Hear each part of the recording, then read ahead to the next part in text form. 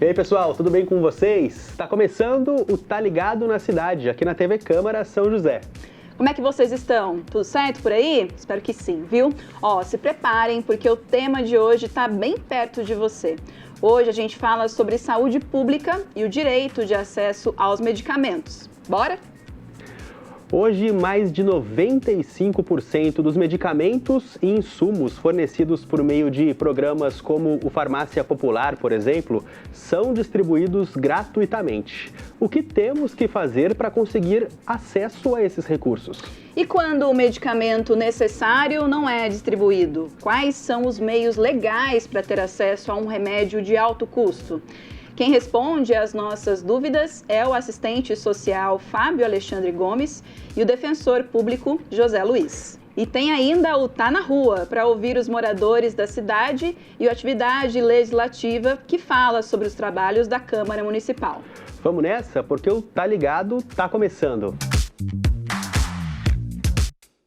Gente, colesterol alto, glaucoma, rinite, eu aposto que você conhece alguém com um desses diagnósticos. São doenças comuns presentes no nosso dia a dia, né? Mas você sabia que a medicação para elas é oferecida de forma gratuita? Pois é, fraldas e absorventes também fazem parte da lista de itens disponíveis para a população. Estamos falando de um recurso importante para milhões de pessoas, pois ajuda na construção de uma saúde pública de qualidade. Quem bate um papo com a gente é o assistente social Fábio Alexandre Gomes e também o defensor público José Luiz. Gente, sejam bem-vindos ao Tá Ligado. Muito obrigado. Muito obrigado, bom dia. Sejam muito bem-vindos. Demos alguns exemplos bem específicos de alguns medicamentos, alguns diagnósticos, né, que tem medicamentos disponíveis. Eu queria começar perguntando para você, Fábio, quem tem direito a esses medicamentos, né? Quem pode recorrer à farmácia popular? Então, os remédios, né, disponibilizados pela farmácia popular ou por qualquer tratamento ofertado pelo Sistema Único de Saúde, ele é universal, né? A legislação já traz essa premissa da universalidade. Então, qualquer usuário dos serviços de saúde pode acessar essa lista de medicamentos, né? Hoje a gente chama de RENAME, né? Relação Nacional de Medicação, que hoje oferta aproximadamente 800 medicações para diversos tipos de patologias como essas citadas por você. E a gente deu esses exemplos, né? Mas na verdade são para vários outros diagnósticos, muitas vezes até situações em que a pessoa não teria, em que os recursos são caros, né? Na verdade, os medicamentos são muito caros, né? E a gente está falando de algo ao alcance de todo mundo através dessas ferramentas, né? Isso, aí a gente está falando da questão dos medicamentos de alto custo, né? Que são medicações para patologias específicas. Hoje a gente tem aproximadamente 200 medicamentos relacionados nessa lista para alto custo, e aí para diversas doenças, né? Algumas escleroses, cânceres, né? Que são medicações que podem ter custo de 3 até 30 mil reais, né? Que às vezes é inacessível para uma família com um perfil mais vulnerabilizado. Exato. E isso é um direito de saúde pública, né, Marvin? Para Sim. todo mundo, né? Ter uma vida digna, né? De saúde, né? De se manter saudável sempre.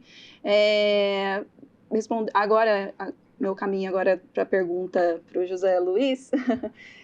José, quem tem direito, né, a essa saúde pública, né? Quais são os critérios aí para todo mundo que tem esse direito à saúde pública? Olha, Fernanda, os critérios são que essa pessoa ela tem uma prescrição médica para que ela tenha acesso a esse medicamento. Então, tem que haver um diagnóstico por um médico. Normalmente é um médico da rede pública de saúde do SUS, mas não obrigatoriamente. Mas o que a gente vê na prática é que essa é a regra, que a pessoa passe por um clínico na rede pública, seja encaminhado para um especialista, que haja um diagnóstico. E a partir daí, quando o profissional ou a profissional prescreve o medicamento, a pessoa ela acaba tendo o direito de retirar esse medicamento dentro do SUS. E o conhecimento desse processo como um todo, você entende que ele é de entendimento popular, de que todo mundo tem consciência disso, José? Olha, de uma forma geral, sim. As pessoas têm muito bem claro para elas que elas devem procurar, diante de um problema de saúde, né, deve procurar o serviço público, uma UBS, para ter acesso inicialmente a um clínico e, a partir dali, o clínico ele encaminha por um especialista, né, quando verifica que há necessidade disso, claro. A grande questão que eu vejo na prática não é a falta de conhecimento ou de consciência, mas é algumas vezes a dificuldade de acessar o serviço público, às vezes por conta de uma demora excessiva, no agendamento de uma consulta com o especialista, quando se faz encaminhamento para um exame médico, ou mesmo já uma cirurgia em caso um pouquinho mais grave, mais avançado. Essas demoras, às vezes a gente verifica aqui e ali em alguma situação específica. Mas a questão de consciência, a gente vê que isso é uma coisa já bem estabelecida na sociedade. Muito interessante, tudo que a gente está falando, tem muito assunto ainda, né, Marvin, com certeza para a gente abordar. E ó, agora chegou a hora do Tá na Rua, né, Marvin? Exato, é isso mesmo, Fer. O Vitor Krigor perguntou como é a experiência da galera na hora de pegar um medicamento em uma unidade de saúde, enfim, vamos conferir?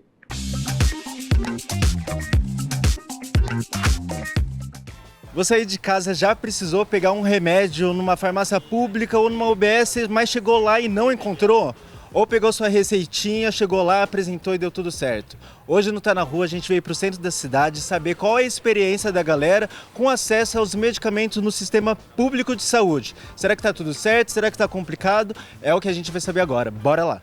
Me diz uma coisa, a senhora costuma retirar remédios no sistema público de saúde? Costumo, todo mês. E como que é?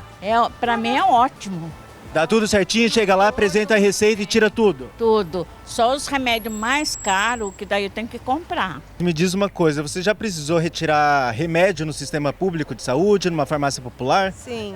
E como que foi? Às vezes nem tem o remédio que eu preciso. E quando não tem, daí você tem que fazer o quê? Comprar com o seu próprio dinheiro? Meu próprio dinheiro. Como que você acha que deveria ter mais opções de remédio? Com certeza. Eu já gastei muito dinheiro esse mês. As senhoras costumam tirar remédio no sistema público de saúde? Sim. E você? Mentira. Como que é esse processo? Chega lá, tem tudo que vocês precisam? O meu, sim. O meu, às vezes, falta algum. E quando falta, o que tem que fazer? Tem que esperar chegar. Tem que não ter falta de remédio pra ninguém, né? Porque pra comprar tá muito caro. Sou bem atendida, mas nem sempre tem os remédios que precisa. E quando não tem, o que você precisa fazer? Comprar. Comprar. Aí complica, né? Você me diz uma coisa, costuma fazer retirada de medicamento no sistema público de saúde? Costumo. O que a senhora gosta de... Gosta não, tem que tirar lá, né? Ninguém gosta de tomar remédio. É remédio de pressão e diabetes. E quando a senhora chega lá, sempre tem tudo disponível? Tem. Tem sempre? Sempre tem. Sempre. O que a senhora costuma tirar? É mais remédio para dor, remédio para o estômago que eu tomo, vitamina. Mas assim, não tem problema nenhum não. Toda vez que eu vou, eu sempre retiro. Consulta, quanto a isso também não tem problema não.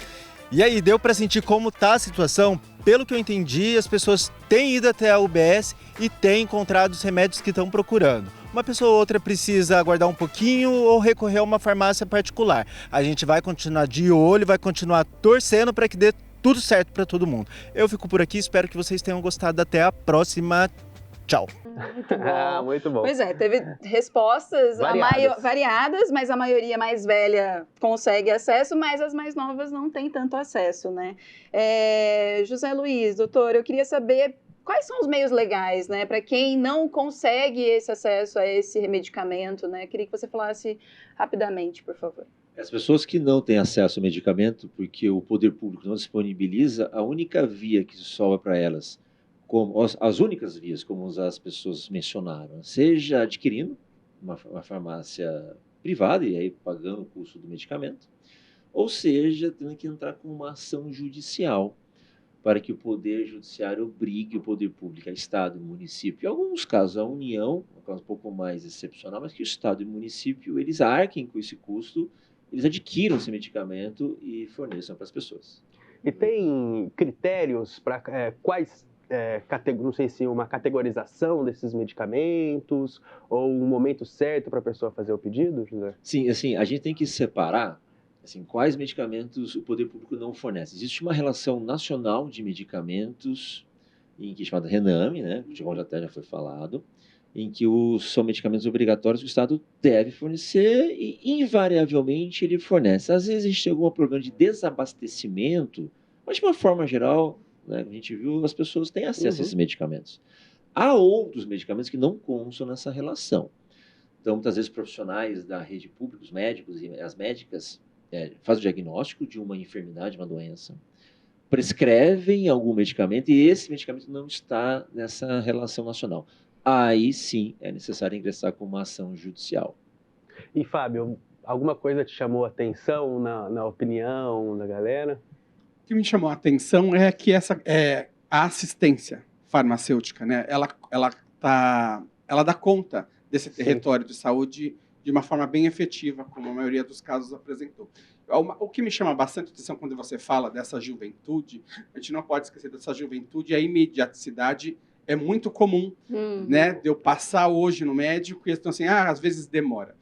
O que é essa demora num sistema, né? Às vezes é um processo que a gente vai mediar com o Estado, né? Então, assim, não vai estar disponível no ato, né? Vou dar um exemplo. Eu comecei a fazer um tratamento, né? Vou dar um exemplo hoje da questão da sorologia, né?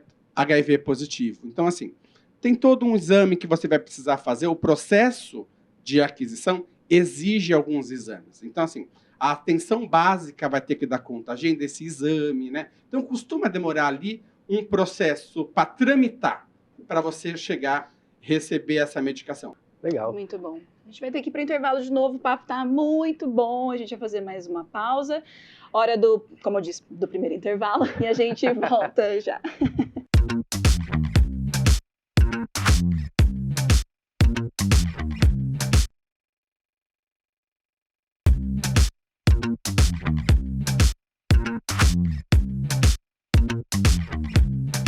Voltamos com o Tá Ligado e agora a gente já começa com uma informação importante, hein?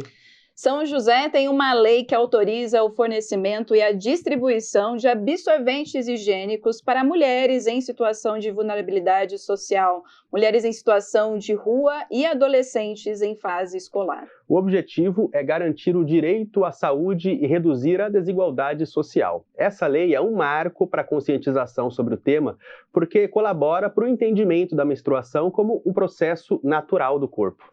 Um recurso como esse assegura que todas as mulheres tenham acesso universal aos absorventes higiênicos durante o ciclo menstrual.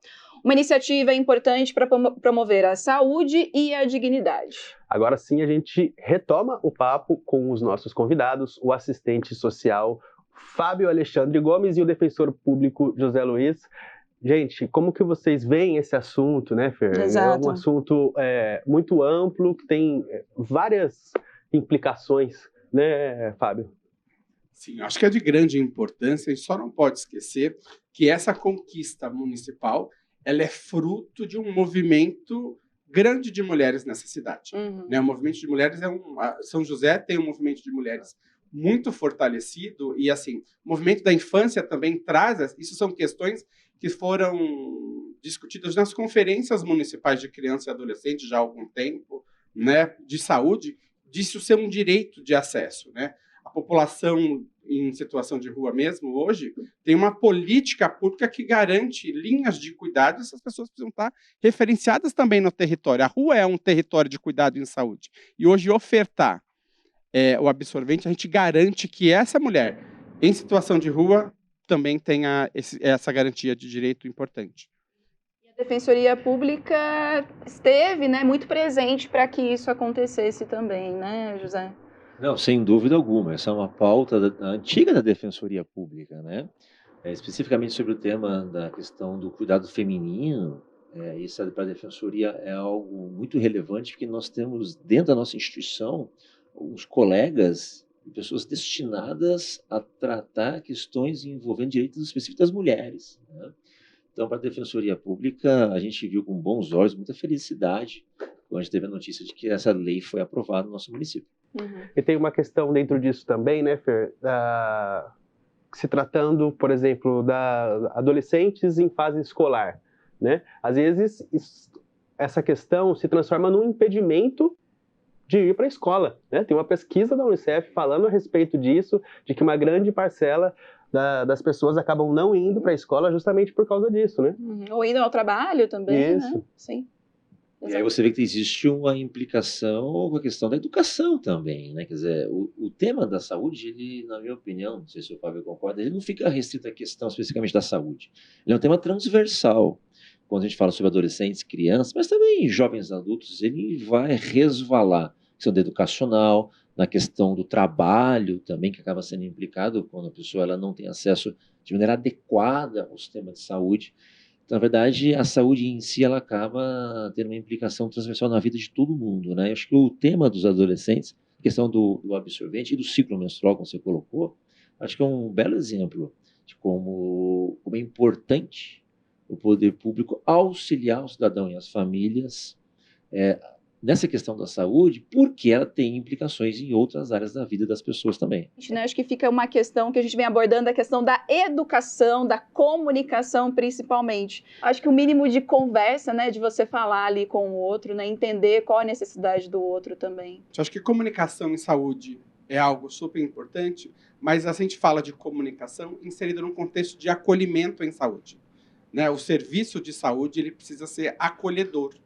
E quando ele tem esse processo, quando a gente cumpre, né, as diretrizes do que é o acolhimento em saúde, essa questão do desperdício, do compromisso com o tratamento, isso agrega muito. Isso é muito potente, né? Eu acho que a gente precisa retomar esse SUS lá, né, de 90, que garantia essa direção, né, nesse território, né? A gente precisa fortalecer esses territórios, né?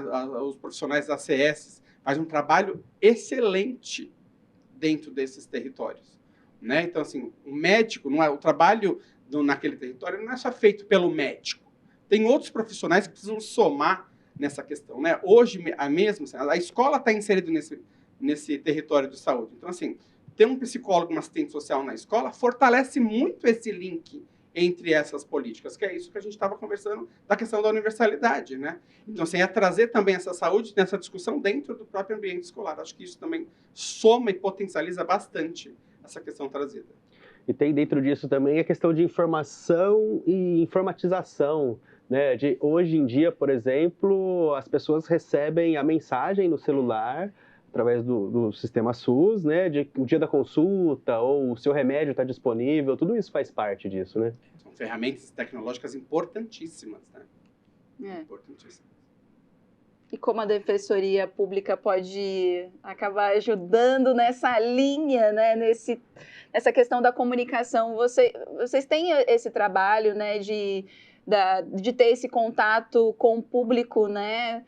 Eu queria que você contasse um pouquinho. Para a Defensoria, como você mencionou no início, Fernanda, é muito importante que haja, inicialmente, essa boa gestão por parte do poder público, não apenas a questão dos medicamentos, para que não haja descarte por falta de vencimento, né, para as validades dos medicamentos, de vacinas, mas mais do que isso, para que as pessoas tenham um acesso direto e efetivo ao território e aos profissionais que vão acolhê-la e auxiliá-la no tratamento que ela eventualmente a pessoa precisa, né?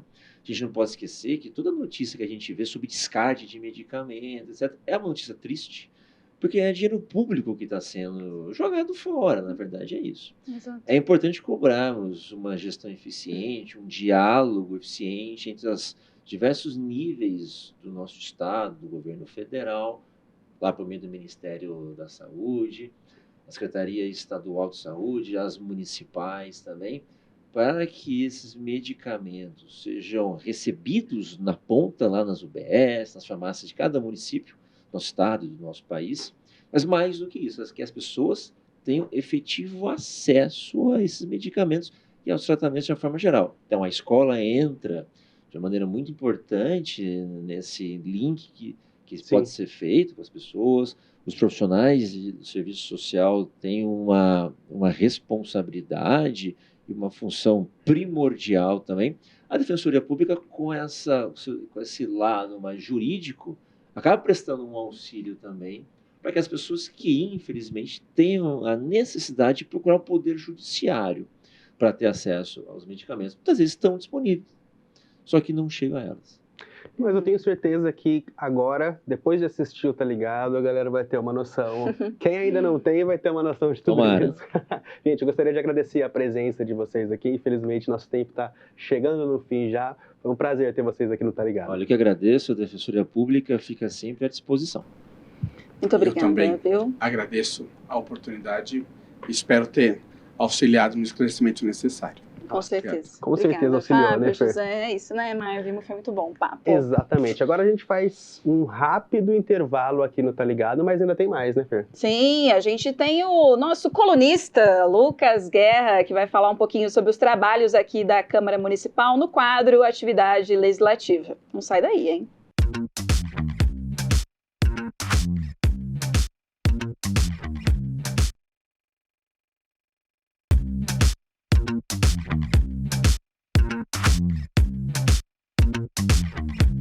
Estamos de volta com o Tá Ligado na Cidade. E antes de encerrar o programa, né, Fer, você fica por dentro dos trabalhos da Câmara Municipal.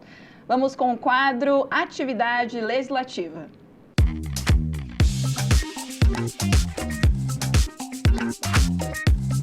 E a gente recebe aqui, como sempre, o nosso colunista. Não canso de usar essa palavra. Colunista. Eu não canso de Lucas falar que eu Guerra. gosto de ser chamado de colunista. Tudo bem? Tudo bem, Como é que Guerra? você tá? Tudo certo. Tudo jóia?